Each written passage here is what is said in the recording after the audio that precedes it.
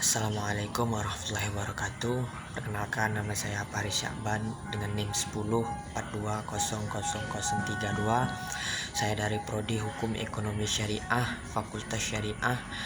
Baiklah, tujuan saya membuat video ini ialah untuk memenuhi tugas ujian akhir semester mata kuliah ilmu hukum yang diampuh oleh Bapak Z Haryanto. Di sini saya akan menjawab pertanyaan yang diberikan beliau. Nomor 1. Setelah mengikuti perkuliahan pada mata kuliah ilmu hukum selama 1 semester ini, apa yang saudara ketahui tentang berkaitan atau berhubungan dengan materi atau substansi secara keseluruhan? Baiklah, saya akan mencoba menyimpulkan dari materi 1. Materi pertemuan kedua, materi pertemuan kedua, pengertian ilmu hukum dan pengantar ilmu hukum. Menurut saya, ilmu hukum adalah ilmu yang menjelaskan tentang peraturan yang berlaku. Sedangkan pengantar ilmu hukum ialah dasar atau permulaan dalam mempelajari ilmu hukum. Banyak sekali yang dapat saya petik dan saya dapat dari belajar ilmu hukum ini, seperti mengetahui hukum-hukum atau peraturan yang sebelumnya tidak saya ketahui. Materi pertemuan 3, tujuan dan kegunaan ilmu hukum. Dapat saya simpulkan, tujuan dan kegunaan ilmu hukum ialah untuk dapat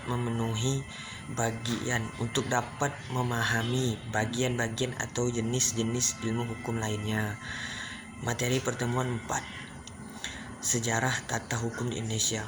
Hukum di Indonesia dimulai pada masa kerajaan-kerajaan di Indonesia, masa penjajahan hingga pada masa kemerdekaan, mulai disempurnakan dengan patokan hukum, yaitu Undang-Undang Dasar 1445.